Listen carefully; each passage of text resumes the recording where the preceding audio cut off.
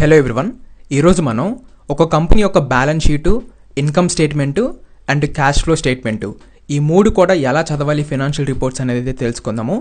అయితే జనరల్గా financial reports annual రిపోర్ట్స్లో ఉంటాయి అన్నమాట. ఓకే, ఒక కంపెనీ యొక్క యాన్యువల్ రిపోర్ట్లో balance sheet, cash flow statement, ఇంకా ఇన్కమ్ స్టేట్మెంట్ ఇట్లాగా అన్ని ఫినాన్షియల్ రిపోర్ట్స్ అన్నీ కూడా ఒక కంపెనీ యొక్క యాన్యువల్ రిపోర్ట్లో ఉంటాయి.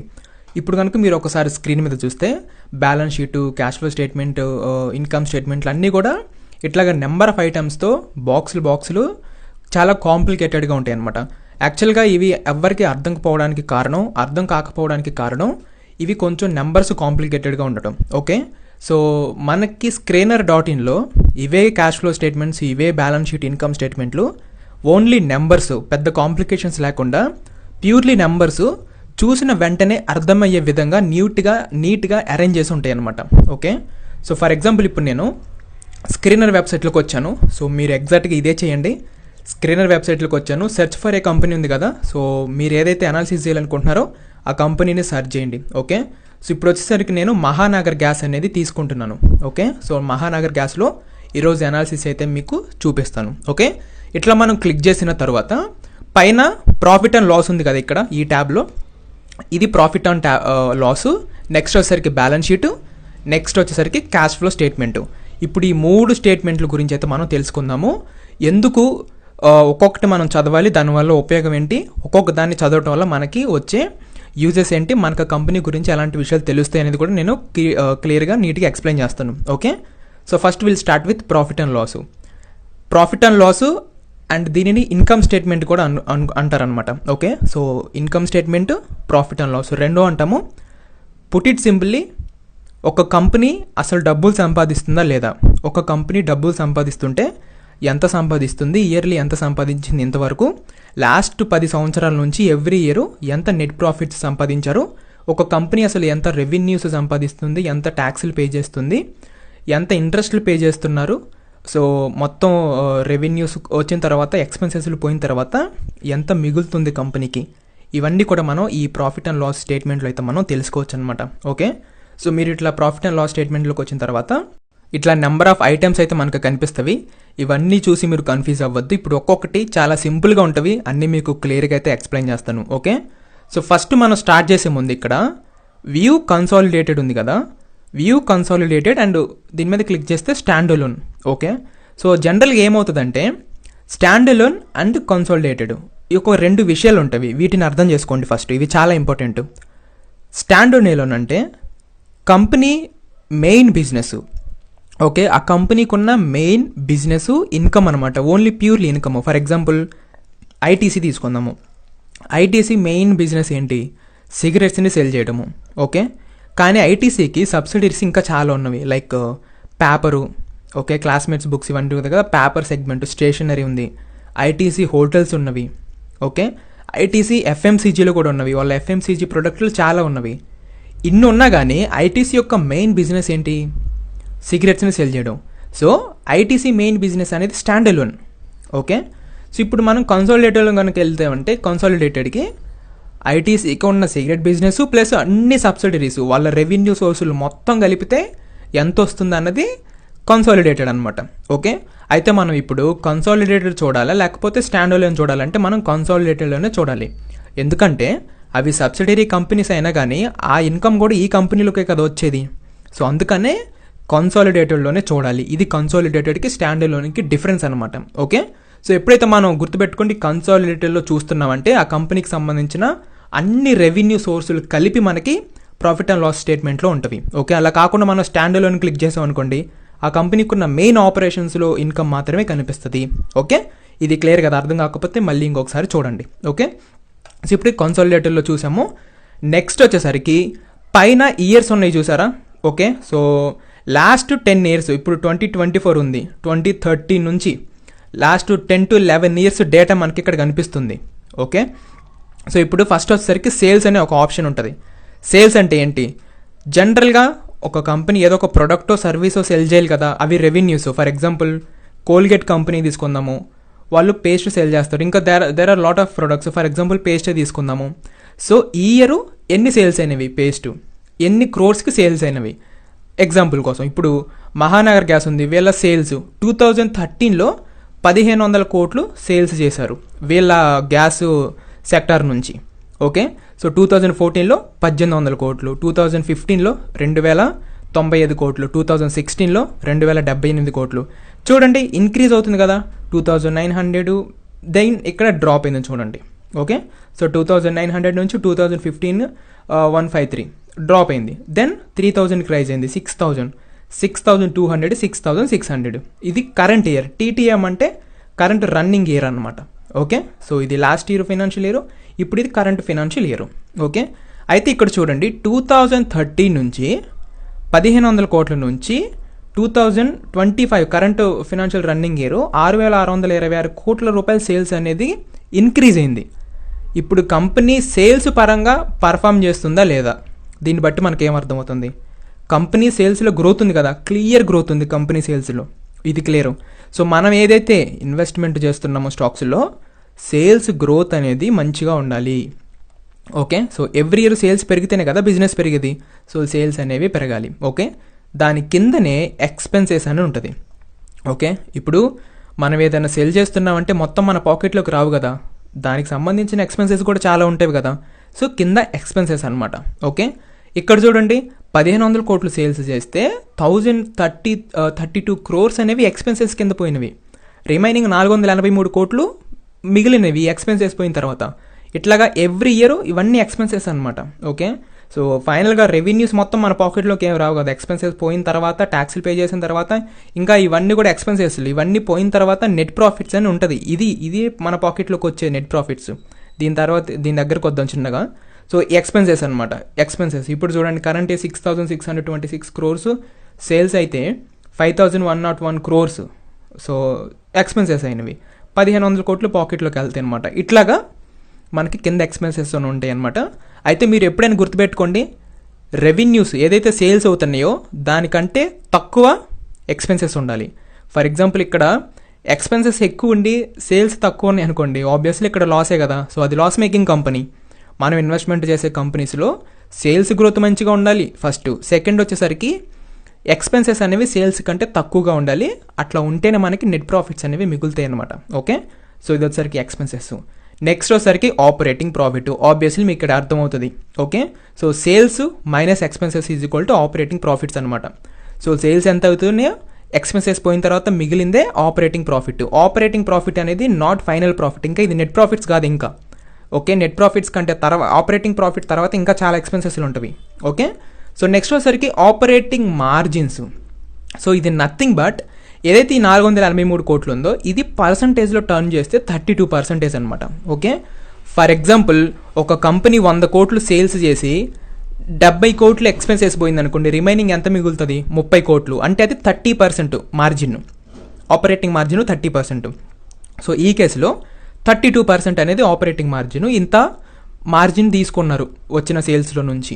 ఓకే, సో కరెంట్ చూసుకుంటే 23% మార్జిన్ అయితే తీసుకుంటున్నారు current running year. Okay, so operating margins అనేది చాలా ఇంపార్టెంట్ అనమాట. ఓకే, ఎందుకంటే ఈ మార్జిన్సే నెట్ ప్రాఫిట్స్ని అగైన్ డిసైడ్ చేస్తవి.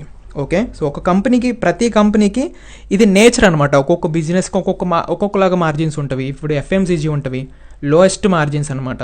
సో 2, 3, 4, 5 అట్లా తీసుకుంటారు మార్జిన్స్ వాళ్ళకి. ఓకే, సో మార్జిన్స్ ఎక్కువ ఉండవు. కొన్ని బిజినెస్లకి మార్జిన్స్ చాలా ఎక్కువగా ఉంటాయి అనమాట. 40, 50, 60% మార్జిన్లు కూడా ఉంటాయి. సో ఈ మహానగర్ గ్యాస్ విషయంలో మార్జిన్స్ వచ్చేసరికి 32, ఇంకా టాప్ వచ్చేసరికి అబౌట్ 35, లో వచ్చేసరికి 19, 43 టాప్ వచ్చేసరికి. సో ఈ రేంజ్లో మార్జిన్స్ అనేవి వీళ్ళు తీసుకుంటున్నారు వాళ్ళు చేస్తున్న బిజినెస్లో నుంచి. ఓకే, సో నెక్స్ట్ వచ్చేసరికి అదర్ ఇన్కమ్. ఓకే, కంపెనీకి వస్తున్న అదర్ ఇన్కమ్, ఇది సేల్స్ అనేది ప్రైమర్లీ వీళ్ళ బిజినెసెస్లో. అదర్ ఇన్కమ్ అంటే ఫర్ ఎగ్జాంపుల్ ఇప్పుడు వాళ్ళు బ్యాంకులో ఎఫ్డీ చేశారనుకోండి, ఇంట్రెస్ట్ వస్తుంది కదా, అది అదర్ ఇన్కమ్ కింద వస్తుంది. నెక్స్ట్ వచ్చేసరికి ఏదైనా అసెట్స్ కొన్నారు, ప్యాసివ్ ఇన్కమ్ వచ్చేది, దాని నుంచి వస్తున్న ఇన్కమ్ అదర్ ఇన్కమ్కి యాడ్ అవుతుంది. ఓకే, ఇట్లా వీళ్ళకున్న అదర్ సర్వీసెస్ ఏమన్నా మెన్షన్ చేయనివి సేల్స్లో ఉంటే అవి ఇక్కడ యాడ్ అవుతాయి అనమాట అదర్ ఇన్కమ్ కింద. ఓకే, జనరల్గా అదర్ ఇన్కమ్ అనేది తక్కువగా ఉంటేనే బెటర్. ఎందుకంటే మనం ఒక స్టాక్లో ఇన్వెస్ట్మెంట్ చేసేది వాళ్ళ మెయిన్ బిజినెస్ బాగుండాలని, అదర్ ఇన్కమ్ రావాలని కాదు కదా. సో అదర్ ఇన్కమ్ వస్తే పర్లేదు. ఓకే, అది కన్సిస్టెంట్గా ఉంటే పర్లేదు. ఒకటేసారి ఒక 500 కోట్లు వచ్చి ఈ ఇయర్ 500 కోట్లు యాడ్ అవుతుంది, నెక్స్ట్ ఇయర్ నార్మల్గా రాకపోతే అది ఇంక నెట్ ప్రాఫిట్స్లో కనిపించదు కదా, సో అది మళ్ళీ మైనస్ అవుతుంది కదా. సో అదర్ ఇన్కమ్ మీద మనం ఎక్కువ డిపెండ్ అయితే అవ్వద్దు, ఇది ఎంత తక్కువ ఉంటే అంత బెటర్ అనమాట. ఓకే, సో నెక్స్ట్ వచ్చేసరికి ఇంట్రెస్ట్. కంపెనీకి ఉన్న అప్పులకి వాళ్ళు పే చేస్తున్న ఇంట్రెస్ట్ మనకి ఇక్కడ కనిపిస్తుంది అనమాట. ఓకే, సో ఇప్పుడు వచ్చరికి మహానగర్ గ్యాస్ 13 కోట్లు అయితే ఇంట్రెస్ట్ పే చేశారు. ఈ లాస్ట్ ఇయర్ చూసుకుంటే 12 crores, ఇప్పుడు 13 crores ప్రజెంట్ ఉన్న లెక్క అనమాట. ఇది ఫినాన్షియల్ ఎండింగ్కి సెటిల్ చేస్తారు. ఓకే, సో 13 crores అనేది ఇంట్రెస్ట్ పే చేస్తారు. ఆబ్వియస్లీ ఇంట్రెస్ట్ వీళ్ళు తీసుకున్న అప్పులు ఏమైనా ఉంటే కంపెనీకి they have to pay interest కదా, ఇక్కడ ఇంట్రెస్ట్ అనేది ఇక్కడ కనిపిస్తుంది.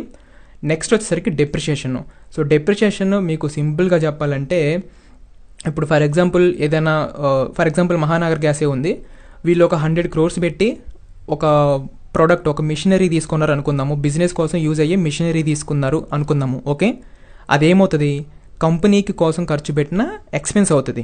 ఓకే, సో ఇప్పుడు దాన్ని ఒకటేసారి ఎక్స్పెన్సెస్ కింద చూపించలేరు. అప్పుడు ఆ ఎక్స్పెన్సెస్ ఎక్కడ చూపించాలి, ఈ ఏరియాలో చూపించాలి. ఓకే, సో ఫర్ ఎగ్జాంపుల్ ఈ ఇయర్లో 2013లో 100 crores వాల్యూ తీసుకుంటే ఆ ఎక్స్పెన్సెస్ అనేది ఇక్కడ చూపించాలి. అప్పుడు ఏమవుతుంది, అది వాళ్ళకి అసెట్ కింద మారాలి యాక్చువల్లీ. ఓకే, అసెట్ కొన్నారు కదా వాళ్ళు, అది వాళ్ళకే కదా 100 crores పెట్టారంటే అది ఒక అసెట్ అవుతుంది. దాని నుంచి లైఫ్ టైం వాళ్ళకి ఇన్కమ్ జనరేట్ అవుతుంది. ఇన్కమ్ కోసమే కదా, బిజినెస్ గ్రో చేయడానికే కదా అసెట్, ఆ మెషినరీ తీసుకుంది. సో ఇప్పుడు దాన్ని ఎక్స్పెన్సెస్ కింద చూపించారనుకోండి, అది ఖర్చు పెట్టినట్లు అవుతుంది. సో దాన్ని మనకి అసెట్ కింద చూపించలేరు. దాన్ని ఏం చేస్తారంటే, ఫర్ ఎగ్జాంపుల్ 100 కోట్లు అనుకున్నాం కదా, ఎవ్రీ ఇయర్ 10 crores ఎక్స్పెన్సెస్ కింద చూపిస్తారు అనుకుందాము. ఓకే, అప్పుడు ఎన్ని ఇయర్స్ చూపించవచ్చు, ఎవ్రీ ఇయర్ 10 crores లెక్కన 10 సంవత్సరాలకి 100 కోట్లు ఎక్స్పెన్సెస్ ఒకటేసారి కాకుండా దాన్ని డెప్రిసియేషన్ అంటారు అనమాట. సో అట్లాగా ఈ డెప్రిసియేషన్లో year 10 crores minus, year 10 crores minus, year 10 crores minus.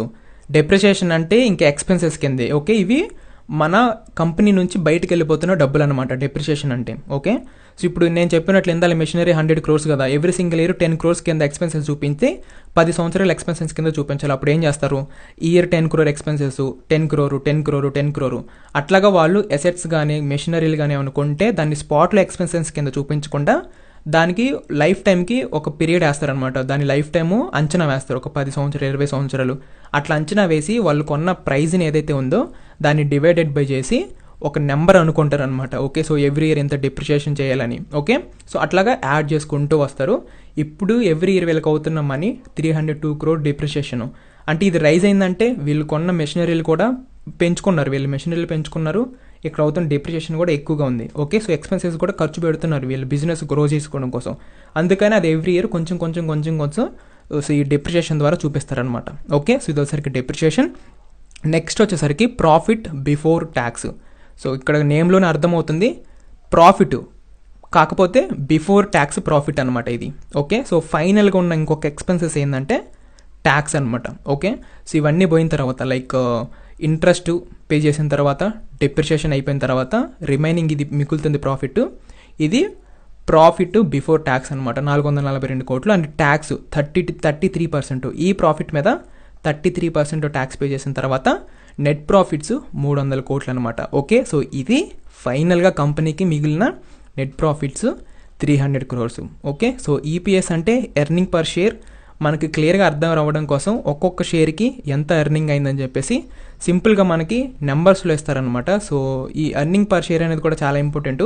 ఇది గ్రో అవుతూ ఉంటే మంచిగా రెవెన్యూస్, మన క్యాపిటల్ కూడా మంచిగా రెవెన్యూస్ ప్రాఫిట్స్ వస్తుందని మీనింగ్ అనమాట. Okay, so from 33 rupees to 107 rupees earning per share అనేది పెరిగింది. సో చాలా మంచి మ్యాసివ్ గ్రోత్ అయితే మనకుంది. Okay, so then dividend pay out అనమాట. ఓకే, సో దీని మీనింగ్ ఏంటంటే వచ్చిన ప్రాఫిట్స్లోంచి ఎంత % డివిడెండ్ ఇస్తున్నారు కంపెనీ వాళ్ళు. ఓకే, ఇప్పుడు మనకి డివిడెండ్ గురించి తెలుసు కదా, మనకి బ్యాంక్ అకౌంట్స్లోకి వచ్చి డివిడెండ్ యాడ్ అవుతుంది. ఓకే, ఫర్ ఎగ్జాంపుల్ ఇప్పుడు 300 crores కదా, సో ఇందులో 52%, సరే 50% అనుకున్నా కానీ 150 కోట్లు అనేది డివిడెండ్ కింద ఇచ్చారు. ఓకే, ఇంకొక 150 కోట్లు ఉంటుంది కదా ప్రాఫిట్, అది మళ్ళీ కంపెనీలోనే రీఇన్వెస్ట్మెంట్ చేస్తారనమాట కంపెనీ వాళ్ళు.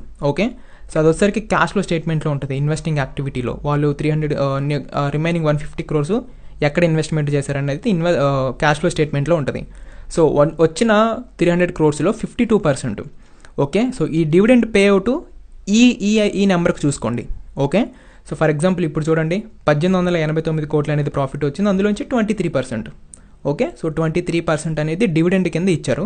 రిమైనింగ్ ఏదైతే 77% సంథింగ్ ఉందో అది తీసుకెళ్ళి కంపెనీలో రీఇన్వెస్ట్మెంట్ చేస్తారనమాట. ఓకే, సో ఇది డివిడెండ్ పేఅవుట్ రేషియో. ఆ పర్టికులర్ ఇయర్ వాళ్ళకి వచ్చిన ప్రాఫిట్లో ఎంత డివిడెండ్ ఇచ్చారని ఇక్కడ సింపుల్గా పర్సంటేజ్లో ఉంటుంది. ఇది చూడంగా మనకి అర్థమైపోతుంది. ఓకే, సో ఇది గైస్ అబౌట్ ఇన్కమ్ స్టేట్మెంట్. అయితే ఇందులో మీరు గుర్తుపెట్టుకోవాల్సిన కొన్ని విషయాలు సింపుల్గా చెప్తాను, ఈజీగా అర్థం చేసుకోండి. ఫస్ట్, సేల్స్ గ్రోత్ అనేది ఎక్కువగా ఉండాలి. ఓకే, సో అట్లీస్ట్ కన్సిస్టెంట్గా ఉండాలి. ఇక్కడ నుంచి 1500 కోట్ల నుంచి 6000 కోట్లు, 10 years గ్రోత్ బాగుంది కదా, సో కనిపిస్తుంది clear growth. Next, expenses sales కంటే ఎక్స్పెన్సెస్ తక్కువ ఉండాలి. ఈ విషయం గుర్తుపెట్టుకోండి. నెక్స్ట్, ఆపరేటింగ్ మార్జిన్స్ అనమాట. అయితే జనరల్గా ఆపరేటింగ్ మార్జిన్స్ ఎక్కువగా డ్రాప్ అవ్వద్దు. ఎక్కువగా డ్రాప్ అవుతున్నవి అంటే నెట్ ప్రాఫిట్స్ కూడా డ్రాప్ అవుతాయి. ఈ విషయాన్ని అర్థం చేసుకోండి. ఎందుకంటే ఆపరేటింగ్ మార్జిన్స్ డ్రాప్ అవుతున్నాయి అనుకోండి, నెట్ ప్రాఫిట్స్ కూడా డ్రాప్ అవుతాయి. ఓకే, ఇక్కడ కొన్ని టైమ్స్లో అదర్ ఇన్కమ్ యాడ్ అయింది అనుకోండి, ఆ other income plus net profits rise అవుతాయి.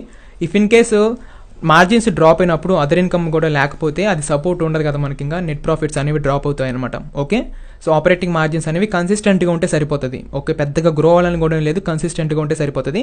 సో 10 years యావరేజ్ కూడా ఒక రేంజ్లో ఉంటే సరిపోతుంది అనమాట. ఓకే, సో నెక్స్ట్ వచ్చేసరికి డిప్రిషియేషన్, ఇంట్రెస్ట్ ఇవన్నీ వెరీ ఫైన్. సో నెక్స్ట్ వచ్చేసరికి ట్యాక్స్ ఖచ్చితంగా పే చేయాల్సి ఉంటుంది కదా every company. So net profits. Okay, ఒక్క విషయం గుర్తుపెట్టుకోండి, ఎంటైర్ ఇన్కమ్ స్టేట్మెంట్ మీద మీరు ప్రాఫిట్ అండ్ లాస్లోకి వచ్చిన తర్వాత మీ కన్ను ఎక్కడికి వెళ్ళాలంటే ఫస్ట్ నెట్ ప్రాఫిట్స్. ఓకే, అసలు కంపెనీ డబ్బులు చేస్తుందా లేదా, ఇది ఫైనల్గా ఇక్కడ మీరు తెలుసుకోవాల్సిన విషయం. కంపెనీ డబ్బులు చేస్తుందా లేదా, మహానగర్ గ్యాస్ డబ్బులు సంపాదిస్తుందా లేదా, ఇప్పటి వరకు మనం చూసాం కదా, డబ్బులు సంపాదిస్తుందా లేదా మహానగర్ గ్యాస్ సంపాదిస్తుంది. 300 crores, 299 crores, 297, 301, 311, 393, 478, 546, present 1000 crore, 58 crores, 1058 crores net profits. ఇవన్నీ ఆఫ్టర్ ఆల్ ఎక్స్పెన్సెస్, ఇవి నెట్ ప్రాఫిట్స్ అనమాట. So Mahanagar gas is making money. Mahanagar gas is making money. So first point, first and most important, company డబ్బులు సంపాదిస్తుందా లేదా. If in case company నష్టపోతుంది, డబ్బులు సంపాదించట్లేదంటే మనం దాన్ని వెంటనే cancel చేసుకోవాలి స్టాక్ని ఇంకా. ఓకే, ఫర్ ఎగ్జాంపుల్ నేను మీకు కొన్ని స్టాక్స్ చూపిస్తాను. ఓకే, సో ఒకసారి సుజులాన్ చూద్దాము. సుజులాన్ చూడండి, 2013లో 4000 కోట్ల లాసు, దెన్ 2014లో 3000 కోట్లు, 9000 కోట్లు, మళ్ళీ 2 years గ్రీన్లో ఉన్నారు, తర్వాత 300 కోట్ల లాసు, 1500 కోట్లు, 2000 కోట్లు. Is it making money are is it burning money? Suzlon అనేది ఇప్పటివరకు మనీ బర్న్ చేసింది. ఓకే, అయితే ఇప్పుడు లాస్ట్ 3 years నుంచి గ్రీన్లో టర్న్ అవుతుంది, బట్ వీ డోంట్ కేర్. మనకు కావాల్సింది ఏంటి, అసలు కంపెనీ అనేది ఒక్క ఇయర్ కూడా మైనస్లో ఉండరాదు. మైనస్లో ఒక్క ఇయర్ కూడా కంపెనీ లాస్ బుక్ చేయకూడదు. ఇది ద మోస్ట్ ఇంపార్టెంట్. ఒక్క ఇయర్ లాస్ మేకింగ్ ఇయర్ ఉన్నా కానీ దాన్ని క్యాన్సిల్ చేసి నెక్స్ట్ స్టాక్కి మూవ్ అవ్వండి.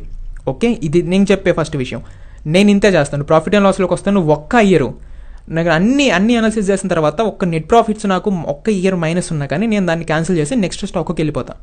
ఓకే, సో ఈ విషయాన్ని గుర్తుపెట్టుకోండి. ఓకే, సో ఇప్పుడు సుజులాన్ చూపించాను, ఇంకా నేను మీకు చాలా కంపెనీస్ చూపించగలను. Okay, so Zomato profit and లాస్లోకి వచ్చినా చూడండి. Zomato 100 crores, 1000 crores, 2300 crores, 800, 1200, it is loss making. అంటే మీరు అనుకోవచ్చు ఇప్పుడు ప్రాఫిట్ టర్న్ అవుతుంది కంటే, బట్ వీ డోంట్ కేర్. మనకు కావాల్సింది ఏంటి, ఒక్క ఇయర్ కూడా కంపెనీ లాస్ చెయ్యొద్దు. కంటిన్యూస్ ఎంత కొంత ప్రాఫిట్ ఉన్నా పర్లేదు, కొంత ప్రాఫిట్ ఉన్నా పర్లేదు, కానీ లాస్ ఇయర్ మాత్రం ఉండొద్దు. చిన్న చిన్న ఉన్నా పర్లేదు, compare with last year drop అయినా పర్లేదు, కానీ లాసులకు మాత్రం వెళ్ళొద్దు. ఈ విషయం గుర్తుపెట్టుకోండి. ఓకే, సో నెక్స్ట్ ఇంకా మనం పేటిఎం కనుక చూసినా కానీ, ఓకే, సో పేటిఎం కనుక చూసి మనం ప్రాఫిట్ అండ్ లాస్లోకి వచ్చినా చూడండి. Paytm 300 crores loss, 1500 crores. Okay, current year కూడా 669. అసలు ఏ ఇయర్ కూడా పేటిఎం అనేది ఒక్క ఇయర్ కూడా కనీసం they don't even make money. కంటిన్యూస్గా మనీ లాస్ అయిపోతూనే ఉంది, కంటిన్యూస్గా క్యాష్ బర్న్ అయిపోతూనే ఉంది పేటిఎంలో. అర్థమవుతుంది కదా. సో ఏ కంపెనీ అయినా కానీ లాస్లు అవుతుంటే మాత్రం అసలు మనం ఆ కంపెనీల జోలి కూడా వెళ్ళొద్దు. మీరు లాంగ్ టర్మ్లో సక్సెస్ఫుల్ ఇన్వెస్టర్ అవ్వాలి అనుకుంటే ఇది మాత్రం ఖచ్చితంగా ఫాలో అవ్వండి. ఇదనే కాదు, ఎవ్రీ సింగిల్ ఇయర్ నేను బల్లగుద్ది చెప్పిన విషయాలన్నీ కూడా మీరు ఖచ్చితంగా ఫాలో అయితేనే ఒక సక్సెస్ఫుల్ ఇన్వెస్టరు మీరనేది అవ్వగలరనమాట. సో ఈ విషయాన్ని గుర్తుపెట్టుకోండి. ఇది వచ్చేసరికి ప్రాఫిట్ అండ్ లాస్ స్టేట్మెంట్ అనమాట. నెక్స్ట్ వచ్చేసరికి balance sheet. Okay, so balance sheet అనేది one of most important. Balance షీట్ని మనం ఎందుకు చదువుతామంటే ఒక కంపెనీకి సంబంధించిన ఫినాన్షియల్ హెల్త్, కంపెనీది స్ట్రాంగ్గా ఉందా లేదా వీక్గా ఉందా అనేది మనం ఈ యొక్క బ్యాలెన్స్ షీట్ చదవడం ద్వారా అయితే తెలుసుకోవచ్చు అనమాట. సో బ్యాలెన్స్ షీట్లో మనం కంపెనీకి ఎంత ఆస్తులు ఉన్నవి, కంపెనీకి ఎన్ని అప్పులు ఉన్నవి, ఓకే, ఇవైతే మనం తెలుసుకోవచ్చు.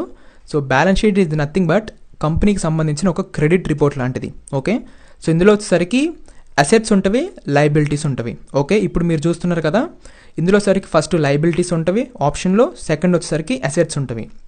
ఓకే, కంపెనీ దగ్గర ఏవైతే ఆస్తులు ఉన్నాయో, ఏవేవైతే అప్పులు ఉన్నాయో ఇవన్నీ కూడా మనకి క్లియర్గా తెలుస్తాయి అన్నమాట.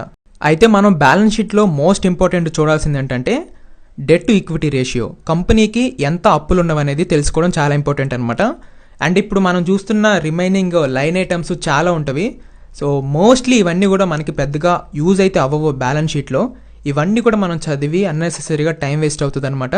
ఇప్పుడు నేను చెప్తున్న ఒక సింపుల్ విషయం అయితే చూడండి, బ్యాలెన్స్ షీట్లో మీకు వచ్చిన తర్వాత అది వచ్చేసరికి డెట్ టు ఈక్విటీ రేషియో అనమాట. ఓకే, సో దీని మీనింగ్ ఏంటంటే కంపెనీకి అప్పు ప్లస్ వాళ్ళకున్న క్యాష్ రిజర్వ్స్, ఓకే, ఇవన్నీ మనం చూడాలి. ఇది ఎట్లా అంటే ఫర్ ఎగ్జాంపుల్ ఇప్పుడు రిజర్వ్స్ అంటే కంపెనీ దగ్గర ఉన్న డబ్బులు అనమాట. ఓకే, అది అసెట్ రూపంలో కానివ్వండి, క్యాష్ రూపంలో కానివ్వండి, బ్యాంకు డిపాజిట్స్లో కానివ్వండి, మ్యూచువల్ ఫండ్స్లో కానివ్వండి, అన్ని రకాలుగా కంపెనీ దగ్గర ఉన్న డబ్బులు అనమాట. ఓకే, అయితే ఇన్కమ్ స్టేట్మెంట్లో మనం ఒకసారి డివిడెండ్ గురించి మాట్లాడుకున్నాం కదా. డివిడెంట్లో రిమైనింగ్ అమౌంట్ ఉంటుంది కదా, డివిడెండ్ ఇచ్చిన తర్వాత ఇది 300 కోట్లు అయితే 50% అనుకున్న 150 కోట్లు ఇచ్చారు కదా, రిమైనింగ్ 150 కోట్లు ఉంటుంది కదా. సో ఆ 150 కోట్లు కూడా రిజర్వ్స్లోకి వచ్చేస్తుంది అనమాట. ఓకే, ఇట్లాగా అన్ని రకాల వేస్లో కంపెనీ దగ్గర ఉన్న ఇప్పుడు డబ్బులు, ఓకే, ఇది లాంగ్ టర్మ్కి కానీ షార్ట్ టర్మ్కి కానీ, సో డబ్బులు అనేది 5,435 కోట్లు ఉన్నవి. ఓకే, అయితే ఎప్పుడైతే debt to equity ratio less than 1, దాని మీనింగ్ ఏంటంటే ఇప్పుడు వచ్చేసరికి కంపెనీకి కింద చూడండి ఇవి బారోయింగ్స్ అనమాట. అంటే కంపెనీకి ఉన్న అప్పులు ఎంత ఉన్నవి, ఇప్పుడు మహానగర్ గ్యాస్కి 149 కోట్ల అప్పు ఉంది. ఓకే, మీరు బ్యాలెన్స్ షీట్లోకి వచ్చిన తర్వాత మీరేం చూడాలంటే రిజర్వ్స్ ఎంత ఉన్నవి, దాని కింద అప్ ఎంత ఉంది. ఓకే, సో రిజర్వ్స్ కంటే అప్ అనేది తక్కువగా ఉండాలి. ఓకే, లెస్ దెన్ 1 అంటే ఫర్ ఎగ్జాంపుల్ 5,000 crores 5,435 crores అనేది కంపెనీకి రిజర్వ్స్ డబ్బులు ఉన్నాయి కదా కంపెనీ దగ్గర, డెట్ 5,435 crores కంటే తక్కువగా ఉండాలి. ఓకే, అది లెస్ దెన్ 1 అనమాట. ఓకే, ఈ విషయంలో చూడండి 149 కోట్లు జస్ట్ చాలా తక్కువ. కంపెనీ దగ్గర 5,435 కోట్ల రూపాయల విలువైన ఆస్తులు క్యాష్ ఉంటే వాళ్ళకు ఉంది కేవలం 150 కోట్ల అప్పు మాత్రమే. ఇది చాలా చిన్న అప్పు కదా. వీళ్ళ కెపాసిటీ ఏంది 5,435. ఇంతవరకు అప్పులు ఉన్నా కానీ వీళ్ళు హ్యాండిల్ చేయగలరు, ఎందుకంటే వాళ్ళ దగ్గర అంత అసెట్ అంత క్యాష్ ఉంది. కానీ ఈ విషయంలో 150 కోట్లు అనేది అసలు ఒక లెక్కే కాదు, వాళ్ళకి డెట్టే కాదు మనం మాట్లాడుకుంటే. సో కొన్ని కంపెనీస్కి ఏమవుతుందంటే డెట్ టు ఈక్విటీ రేషియో అనేది ఉన్న ఆస్తులు డబ్బుల కంటే అప్పులు అనేవి కొన్ని కంపెనీస్కి ఎక్కువగా ఉంటాయి అనమాట.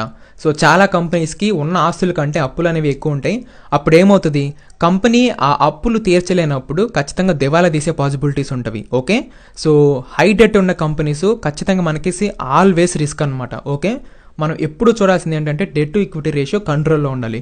దీనికి నేను షార్ట్ కట్ రేషియో కూడా ఒకటి చెప్తాను. ఇట్లా మనం హోమ్ స్క్రీన్ మీదకి వచ్చిన తర్వాత ఇక్కడ యాడ్ టేబుల్ ఉంది కదా, సో దీని మీద మనం మీరు debt to equity just debt అని క్లిక్ చేస్తే డెట్ టు ఈక్విటీ ఉంది కదా, దీన్ని ఆప్షన్ సెలెక్ట్ చేసుకోండి. సెలెక్ట్ చేసుకున్న తర్వాత ఇప్పుడు మీకు డిఫాల్ట్గా ఒకటి వచ్చేస్తుంది. ఓకే, ఇక్కడ చూడండి 0.03%, అంటే డెట్ ఈక్విటీ రేషియో 1 ఉన్నంత వరకు which is very comfortable. Okay, ఈ విషయంలో అసలు కంపెనీకి డెట్టే లేదనమాట. ఓకే, ఇట్లా మీరు డెట్ టు ఈక్విటీ రేషియోని యాడ్ చేసుకోండి. మీరు స్టాక్లోకి వచ్చిన వెంటనే డెట్ టు ఈక్విటీ రేషియో కనిపించేస్తుంది. ఓకే, అసలు మీరు బ్యాలెన్స్ షీట్లోకి వెళ్ళాల్సిన పని కూడా ఉండదన్నమాట దెన్. ఓకే, సో ఇది this is about balance sheet. Very simple, debt to equity ratio less than 1 ఉండాలి. ఇది ఉంటే కంపెనీ ఫినాన్షియల్గా స్ట్రాంగ్గా ఉన్నట్టు. ఓకే, సో కంపెనీకి ఆస్తుల కంటే అప్పులు తక్కువ ఉన్నవి. So company comfortably meet long term obligations and short term obligations also. ఎందుకంటే కంపెనీ దగ్గర క్యాష్ ఉంది అప్పులు తక్కువ ఉన్నప్పుడు. కానీ డెట్ ఈక్విటీ రేషియో అంటే కంపెనీ దగ్గర ఉన్న రిజర్వ్స్ కంటే అప్పులు ఎక్కువ ఉన్నాయి అనుకోండి, సో అది వచ్చేసరికి రిస్కీ పార్ట్ అవుతుంది. మనం అలాంటి టైంలో అవాయిడ్ చేయడం కంపెనీని చాలా బెటర్ అనమాట. ఓకే, సో వచ్చేసరికి బ్యాలెన్స్ షీట్. నెక్స్ట్ వచ్చేసరికి క్యాష్ ఫ్లో స్టేట్మెంట్ అనమాట. సో క్యాష్ ఫ్లో స్టేట్మెంట్ అనేది కూడా చాలా ఇంపార్టెంట్. ఒక నేమ్ అనేది ఉంటుంది, అక్యూరల్ అకౌంట్ అని. ఓకే, దీని అర్థం ఏంటంటే ఫర్ ఎగ్జాంపుల్ ఇప్పుడు ప్రాఫిట్ అండ్ లాస్ స్టేట్మెంట్ చూసాం కదా, నెట్ ప్రాఫిట్స్ ఉంది కదా, నెట్ ప్రాఫిట్స్ వచ్చినంత మాత్రాన కంపెనీకి ఇవి బ్యాంక్ అకౌంట్స్లోకి డబ్బులు వస్తున్నట్టు కాదు. ఇది విన్న తర్వాత మీరు షాక్ అవ్వచ్చు. అంటే నెట్ ప్రాఫిట్సే మనం ఫైనల్ అనుకున్నాం కదా, కానీ నెట్ ప్రాఫిట్స్ కూడా ఫైనల్ కాదు. ఎందుకంటే ఫర్ ఎగ్జాంపుల్ కోల్గేట్ తీసుకుందాము. కోల్గేట్ ఇప్పుడు ఒక 100 కోట్లు సెల్ చేసింది అనుకోండి. Okay, so financial year ending వచ్చింది, వాళ్ళు యాన్యువల్ రిపోర్ట్లో ఆ 100 crores ఎంటర్ చేయాలి కదా, 100 crores సేల్స్ అయినట్టు. కాకపోతే ఆ 100 crores ఎవరికైతే వాళ్ళు ఇచ్చారో ఇన్వెంటరీ, ఆ ప్రొడక్ట్లు ఇచ్చారో, ఆ డీలరు నేను నెక్స్ట్ మంత్లో లేకపోతే ఇంకొక 2 months నాకు టైం ఇవ్వండి నేను పే చేస్తా అంటారు. ఓకే, అయితే వీళ్ళకి సిన్స్ రెగ్యులర్ కస్టమర్స్ కాబట్టి వాళ్ళు కాదనలేరు, వాళ్ళకి టైం ఇస్తారు. కానీ క్యాష్ చేతికి రాలే ఇంకా కోల్గేట్కి 100 కోట్లు, కానీ సేల్స్ అయినట్టు మాత్రం చూపిస్తుంది. ఓకే, వాళ్ళు ఏం చెప్తారంటే మాకు 100 crores సేల్స్ అయిపోయినాయి, క్యాష్ వచ్చేసినవి అన్నట్లే చెప్తారు. ఇక్కడ నెట్ ప్రాఫిట్స్లో 100 crores చూపిస్తారు, కానీ వాళ్ళకి యాక్చువల్గా డబ్బులు రాలేదు ఇంకా. అది నెక్స్ట్ ఒక 1 month 2 monthsకే డబ్బులు వస్తాయి. ఓకే, ఎవరైతే ఆ డీలర్ ఉన్నారో ఆయన ఇచ్చేంత వరకు డబ్బులు రావు, అవునా కదా. ఆయన ఇస్తేనే 100 crores అప్పుడు అకౌంట్స్లోకి వస్తుంది, కానీ నెట్ ప్రాఫిట్స్లో వచ్చేసినాయి అన్నట్లు చూపించుకోవచ్చు, కానీ క్యాష్ ఫ్లో స్టేట్మెంట్లో మాత్రం రానట్లు చూపిస్తుంది అనమాట. ఓకే, సో నెట్ ప్రాఫిట్స్ అనేవి జస్ట్ మనకి నెంబర్స్ కనిపిస్తాయి, కానీ క్యాష్ ఫ్లో స్టేట్మెంట్ అనేది ఫైనల్. ఓకే, అంటే బిజినెస్లోకి ఎంత ఇన్కమ్, ప్యూర్లీ ఎంత ఇన్కమ్ వస్తుందని చెప్పేసి మనకి క్యాష్ ఫ్లో స్టేట్మెంట్ ద్వారా మాత్రమే తెలుస్తుంది అనమాట. ఓకే, ఇక్కడ మీరు కనుక చూస్తే క్యాష్ ఫ్రమ్ ఆపరేటింగ్ యాక్టివిటీ ఉంది కదా, ఇది చాలా ఇంపార్టెంట్. క్యాష్ ఫ్లో స్టేట్మెంట్లో కొన్ని విషయాలు గుర్తుపెట్టుకోండి. Cash from operating activity, for example 2023లో 969 crores ఉంది కదా క్యాష్ ఫ్లో అనేది, ఇన్కమ్ అనేది. ఇక్కడ చూద్దాము 2023లో చూడండి 790 కోట్లు. ఓకే, మీరు అనుకోవచ్చు ఇక్కడ 790 కోట్లు ఉంది, మరి ఇక్కడ 969 కోట్లు ఎట్లా వచ్చిందని. ప్రీవియస్ పెండింగ్ అమౌంట్లు ఉంటాయి కదా, సో ప్రీవియస్ పెండింగ్ అమౌంట్లు అవి కనుక ఒకేసారి వచ్చాయి అనుకోండి, అప్పుడు క్యాష్ అనేది బిజినెస్లోకి ఒకేసారి ఎక్కువ వస్తాయి. ఇప్పుడు పోయిన ప్రీవియస్ అమౌంట్లు కూడా బిజినెస్లోకి వస్తే అవి ఇంక్లూడ్ అయ్యి వస్తాయి అనమాట. ఓకే, సో కొన్ని సినారియోలో ఏమవుతుందంటే ఇక్కడేమో నెట్ ప్రాఫిట్స్ ఎక్కువగా చూపిస్తుంది, క్యాష్ ఫ్లో స్టేట్మెంట్లో ఏమో ఈ ఆపరేటింగ్ యాక్టివిటీలో తక్కువగా చూపిస్తుంది. ఓకే, దాని మీనింగ్ ఏంటి, డబ్బులు ప్యూర్లీ రావట్లే, ఇంకా అది డెట్ ఉంది. యాక్చువల్లీ వాళ్ళు వేరే వాళ్ళకి డీలర్స్కి టైం ఇచ్చారు ఇంకా రీపే చేయడానికి, వాళ్ళు ఏదైతే ఇన్వెంటరీ సెల్ చేశారో. సో అది ఇక్కడ క్యాష్ ఫ్లో స్టేట్మెంట్ల ద్వారా అర్థమవుతుంది. ఓకే, సో ఈ క్యాష్ ఫ్రమ్ ఆపరేటింగ్ యాక్టివిటీ నుంచి మనం తెలుసుకోవాల్సింది ఏంటంటే అన్నీ కూడా పాజిటివ్ ఉండాలి, ఏది కూడా నెగిటివ్ ఉండొద్దు, ఒక్కటి కూడా నెగిటివ్ ఉండొద్దు. నెగిటివ్ ఉందంటే మీనింగ్ ఏంటి, అసలు డబ్బులు రాలే. నెట్ ప్రాఫిట్స్లో మనకి ఇక్కడ పాజిటివ్ చూపిస్తున్నా కానీ ఇక్కడ రియల్గా మనీ అనేది అకౌంట్స్లోకి రావట్లేదని అర్థం మైనస్లో ఉంటే. ఓకే, ఇంకా ఈవెన్ ఈ బిజినెస్లోదే బయటికి వెళ్ళిపోతుంది, లాస్లోకి వెళ్ళిపోతుందని అర్థం అనమాట. ఓకే, సో ఇట్లా నెగిటివ్ యాక్టివిటీ ఉన్నాయి కూడా చాలా ఉన్నాయి అనమాట. సో మీరు ఇప్పుడు ఏం చేయాలంటే ఫస్ట్ ప్రాఫిట్ అండ్ లాస్ మనం చూస్తాం కదా. ఓకే, ఇవన్నీ చూస్తాము, ఫైన్ ఇక్కడికి వస్తాము, then debt to equity ratio చూసుకుంటాము. నెక్స్ట్ క్యాష్ ఫ్లో స్టేట్మెంట్కి వచ్చిన తర్వాత ఇవన్నీ కూడా పాజిటివ్ ఉండాలి, క్యాష్ ఫ్రమ్ ఆపరేటింగ్ యాక్టివిటీ అన్నీ పాజిటివ్ ఉండాలి ఫస్ట్ విషయం. ఓకే, సో సెకండ్ వచ్చేసరికి క్యాష్ ఫ్రమ్ ఇన్వెస్టింగ్ యాక్టివిటీ. వీళ్ళు ఏదైతే ఇన్వెస్ట్మెంట్ చేస్తున్నారో, అసెట్స్ బై చేస్తున్నారో, బిజినెస్కి ఇన్వెస్ట్మెంట్ చేస్తున్నారో ఇవన్నీ కూడా మైనస్లో ఉంటాయి. ఎందుకంటే మనీ అనేది ఫ్రమ్ కంపెనీ బయటికి వెళ్ళిపోతుంది, వాళ్ళు ఇన్వెస్ట్మెంట్ చేస్తున్న ప్రొడక్ట్లకి బయటికి వెళ్ళిపోతుంది. ఓకే, సో ఇన్వెస్ట్మెంట్ చేస్తున్నారనమాట. ఓకే, సో నెక్స్ట్ ఇది చూడండి, ఫిక్స్డ్ అసెట్స్ బై చేస్తున్నారు, ఇన్వెస్ట్మెంట్లు పర్చేజు. ఓకే, సో డివిడెండ్లు ఇచ్చినవి, కంపెనీ ఏదైనా డివిడెండ్ ఇచ్చింది అనుకోండి అది బయటికి వెళ్ళిపోతున్నట్లే కదా డబ్బులు, సో ఆ డివిడెండ్ ఇచ్చినవి కూడా బయటికి వెళ్ళిపోతాయి అనమాట. Okay, so other investing items ఏం కంపెనీ బై చేసినా ఇన్వెస్ట్మెంట్లు చేసినా కానీ ఇక్కడ ఇన్వెస్టింగ్ యాక్టివిటీ కింద వస్తుంది. అయితే ఇన్వెస్టింగ్ యాక్టివిటీ సెక్షన్ అంతా కూడా మైనస్లోనే ఉండాలి, ఉంటేనే కంపెనీ ఫ్యూచర్ కోసం ఇన్వెస్ట్మెంట్ చేస్తున్నట్టు. ఓకే, మైనస్లో ఉంటే ఇక్కడ మనకి ఉన్న బెనిఫిట్ ఏంటంటే బిజినెస్లో గ్రోత్ కోసం కంపెనీ అనేది ఇన్వెస్ట్మెంట్ చేస్తుంది వేరియస్ ఇన్వెస్ట్మెంట్ ప్రొడక్ట్స్ మీద. ఓకే, సో అందుకనే క్యాష్ ఫ్రమ్ ఇన్వెస్టింగ్ యాక్టివిటీ అనేది మైనస్లోనే ఉండాలి. ఓకే, సో నెక్స్ట్ వచ్చేసరికి cash from financing activity. Okay, so ఇక్కడ డివిడెండ్స్ పే చేసింది, వీళ్ళకు అప్పులు ఏమైనా ఉంటే అవి రీపే చేసినా కానీ మనకి ఇక్కడ కనిపిస్తుంది. ఓకే, సో ఫినాన్సింగ్ యాక్టివిటీలో రీపేమెంట్ ఆఫ్ బారోయింగ్స్ ఉంది కదా, వీళ్ళు తీసుకుంటున్న అప్పులు ప్రీవియస్గా ఉన్నవి అవి ఏవైనా వీళ్ళు కనుక క్లియర్ చేస్తుంటే అది ఇక్కడ కనిపిస్తుంది. ఓకే, సో డివిడెండ్స్ ఇవి కూడా మైనస్లో ఉంటుంది. సో ఫినాన్షియల్ లయబిలిటీస్ ఇవి కూడా రీపే చేస్తే మైనస్లోనే ఉంటుంది. సో దీన్ని బట్టి మనకు అర్థమవుతుంది ఏంటంటే ఇది కూడా మైనస్లో ఉంటే మనీ అనేది బయటకు వెళ్ళిపోతుంది. దాని మీనింగ్ ఉండి ఫర్ ఎగ్జాంపుల్ ఇక్కడ 150 కోట్లు అప్పు ఉందనుకోండి, ఇది అప్పు పే చేశారు, అప్పు పే చేయడం మంచి విషయమా చెడ్డ విషయమా? మంచి విషయమే కదా.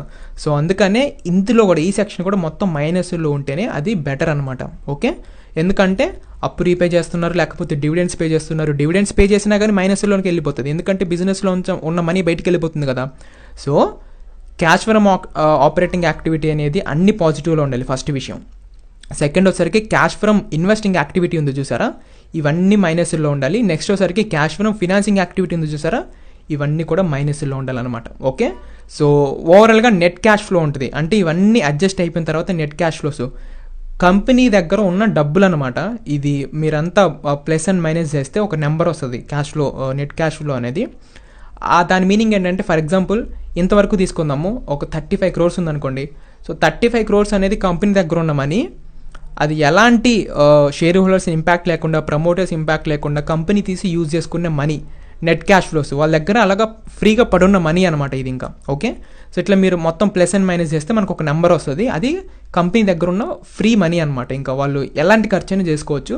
దానికి ఆ కంపెనీ అదే ఏదైతే వాళ్ళ దగ్గర ఉన్న మనీ ఉందో ఎక్స్ట్రా నెట్ క్యాష్ ఫ్లో, దానికి కానీ కంపెనీల యాక్టివిటీస్ కానీ సంబంధమే లేదు, ఫ్రీగా ఉన్న మనీ అనమాట అది ఇంకా. ఓకే, సో దాన్ని ఎట్లాగైనా వాళ్ళు యూజ్ చేసుకునేలాగా. అండ్ నెట్ క్యాష్ ఫ్లోస్ అనేది ఓవరాల్గా పాజిటివ్లో ఉంటే సరిపోతుంది. బట్ ఈ 3 అనేది చాలా ఇంపార్టెంట్ అనమాట. ఓకే, సో ఆపరేటింగ్ యాక్టివిటీ అంతా పాజిటివ్గా ఉండాలి, ఇన్వెస్టింగ్ యాక్టివిటీ అంతా నెగిటివ్గా ఉండాలి, అండ్ ఫినాన్సింగ్ యాక్టివిటీ అంతా నెగిటివ్గా ఉండాలన్నమాట. Okay, so this is about cash flow statement. I hope guys నేను చెప్పింది మీకు అర్థమైంది అనుకుంటున్నాను. ఒకసారి సింపుల్గా రీక్యాప్ అయితే చేసి చూపిస్తాను. ప్రాఫిట్ అండ్ లాస్లో ఫస్ట్ మనం వచ్చేసి నెట్ ప్రాఫిట్స్ చూడాలి. Company is it making money are it is burning money, ఈ విషయం మనకు తెలియాలన్నమాట. ఓకే, సో మహానగర్ గ్యాస్ ఏంటి, రెగ్యులర్గా డబ్బులు సంపాదిస్తుంది. ఫస్ట్ విషయం, మీరు ఏ కంపెనీలోకి వచ్చిన తర్వాత, ఏ కంపెనీలోనే మీరు సర్చ్ చేసిన తర్వాత ఫస్ట్ కంపెనీ నెట్ ప్రాఫిట్ సంపాదిస్తుందా లేదా, ఇది ఫస్ట్ విషయం. సెకండ్ రండి, బ్యాలెన్స్ షీట్ చూడండి. ఇక్కడ రిజర్వ్స్ కంటే డెట్ తక్కువ ఉండాలి. ఓకే, ఇక్కడ చూడండి, రిజర్వ్స్ కంటే బారింగ్స్ అనేది తక్కువ ఉండాలి. రిజర్వ్స్ కంటే బారింగ్స్ తక్కువ ఉంటే ఇది కూడా టిక్ మార్కు. ఓకే, ఇక్కడ కూడా మనకు పాస్ అయిపోయినట్లే. రిజర్వ్స్ కంటే బారింగ్స్ ఎక్కువ ఉన్నాయి అనుకోండి, అప్పుడు మనం రాంగ్ అయితే చేయాలంటే. వన్ మోర్ ఇంపార్టెంట్ థింగ్ నేను మీకు చెప్పాలి, ఫినాన్స్ స్టాక్స్ ఉంటాయి కదా, బ్యాంక్స్ కానివ్వండి, లైక్ ఇంకా హౌసింగ్ ఫినాన్స్ స్టాక్స్ కానివ్వండి, ఇంకా చాలా రకాల అదర్ ఫినాన్సింగ్ యాక్టివిటీలో ఉన్న కంపెనీస్కి అన్నీ కూడా రిజర్వ్స్ కంటే డెట్ ఎక్కువ ఉంటుంది. ఓకే, సో ఫర్ ఎగ్జాంపుల్ నేను ఏదన్నా సంథింగ్ మీకు కంపెనీస్ చూపించాలంటే, ఫర్ ఎగ్జాంపుల్ రెప్కో హోమ్ చూపిస్తాను. సో రెప్కో హోమ్స్ అనేది వెరీ గుడ్ కంపెనీ, కాకపోతే ఇక్కడ చూడండి రిజర్వ్స్ వచ్చేసరికి 3000 crores ఉన్నవి కదా, సో బారోయింగ్స్ వచ్చేసరికి 11,000 crores ఉంది. కానీ ఇవి బారోయింగ్స్ కాదనమాట, కంపెనీకి ఉన్న అప్పులు కాదు. ఎందుకంటే ఈ ఫినాన్స్ స్టాక్స్ బిజినెస్ మోడల్ కొంచెం డిఫరెంట్గా ఉంటుంది. ఓకే, నేను దీని గురించి ఒక డెడికేటెడ్ వీడియో చేస్తాను, అది కూడా తొందరలోనే ఉంటుంది. సో ఆ వీడియో చూసిన తర్వాత ఫినాన్సింగ్ యాక్టివిటీ, ఫినాన్స్ స్టాక్స్ని ఎట్లా అనాలిసిస్ చేయాలనేది మీకు తెలుస్తుంది. ఫర్ ఎగ్జాంపుల్ ఇప్పుడు సెక్టర్ ఉంది కదా, దీని మీద క్లిక్ చేస్తే చూడండి, ఫినాన్స్ స్టాక్స్ 528 కంపెనీలు ఉన్నవి మొత్తం. ఓకే, మీరు ఏ కంపెనీలకైనా వెళ్ళి చూడండి, ఏ కంపెనీలకు వెళ్ళి చూసినా కానీ మనకి ఏదైతే రిజర్వ్స్కి ఉందో దానికి అప్పులు ఎక్కువ ఉంటాయి అన్నమాట. ఓకే, సో ఫర్ ఎగ్జాంపుల్ మనం సుందరం ఫినాన్స్ ఉంది, ఇది చూసినా చూడండి, రిజర్వ్స్ వచ్చేసరికి 12,000 crores ఉన్నవి, కానీ డెట్ చూడండి 56,000 crores అయితే ఉంది. But this is not debt. Okay, so నేను ఏదైతే చెప్పానో ఈ 528 కంపెనీలు, సో ఇవన్నీ కూడా డిఫరెంట్గా అనాలిసిస్ చేయాలి, నార్మల్ లైక్ రెగ్యులర్ స్టాక్స్ ఇలా కాదు. సో ఈ ఫినాన్స్ కంపెనీస్కి ఎట్లా అనాలిసిస్ చేయాలి, ఎట్లా అర్థం చేసుకోవాలని అయితే ఒక డెడికేటెడ్ వీడియో చేస్తాను. ఓకే, సో ఇది మీరు ముందే కన్ఫ్యూజ్ అవుతారు, ఎందుకంటే మీరు ఇప్పుడు స్క్రీన్లోకి వెళ్ళి సర్చ్ చేసిన తర్వాత మీకు ఫినాన్స్ స్టాక్స్కి డెట్ ఎక్కువ కనిపిస్తే అది బ్యాడ్ కంపెనీ అనుకుంటారు కదా. సో అట్లా మీరు మిస్అండర్స్టాండింగ్ అవ్వద్దని నేను ముందే చెప్పాను అనమాట. Okay, so back to MGL. మీరు ప్రాఫిట్ అండ్ లాస్ స్టేట్మెంట్లు చూసిన తర్వాత, balance sheet debt equity ratio చూసిన తర్వాత, next cash flow statement. Okay, so నేను చెప్పినట్లు పైనవన్నీ cash from operating activity positive, remaining investing activity, finance activity negative ఉంటే మనకి ఇది పాస్ అయినట్లు. Okay, so profit and loss, balance sheet, cash flow స్టేట్మెంట్లో కంపెనీ పాస్ అయినట్లు అనమాట. ఓకే, సో ఇట్లాగా చాలా రకాల ఫర్దర్ చెక్స్ అయితే ఉన్నవి, పారామీటర్స్ మనం చూసుకోవాల్సినవి అన్నీ కూడా చాలా ఇంపార్టెంట్ అనమాట. సో ఫైనల్గా అన్నీ ఇంకా చాలా పారామీటర్స్ ఉన్నవి, అవన్నీ పాస్ అయిన తర్వాత మాత్రమే ఇన్వెస్ట్మెంట్ డెసిషన్ తీసుకుంటాము. ఫర్దర్గా ఇంకా మనం ఏమేమి పారామీటర్స్ చూస్తాము, వాటన్నిటిని ఎలా అర్థం చేసుకోవాలని అయితే నేను ఫర్దర్గా వచ్చే అప్కమింగ్ వీడియోస్లో ఎక్స్ప్లెయిన్ చేస్తాను. అండ్ దీనికి సంబంధించిన ఏదైనా డౌట్స్ ఉంటే మీ దగ్గర ఉన్న వాట్సాప్ నెంబర్కి అయితే అడగండి, నేను ఖచ్చితంగా మీ డౌట్స్ అయితే క్లియర్ చేస్తాను. See in the next one.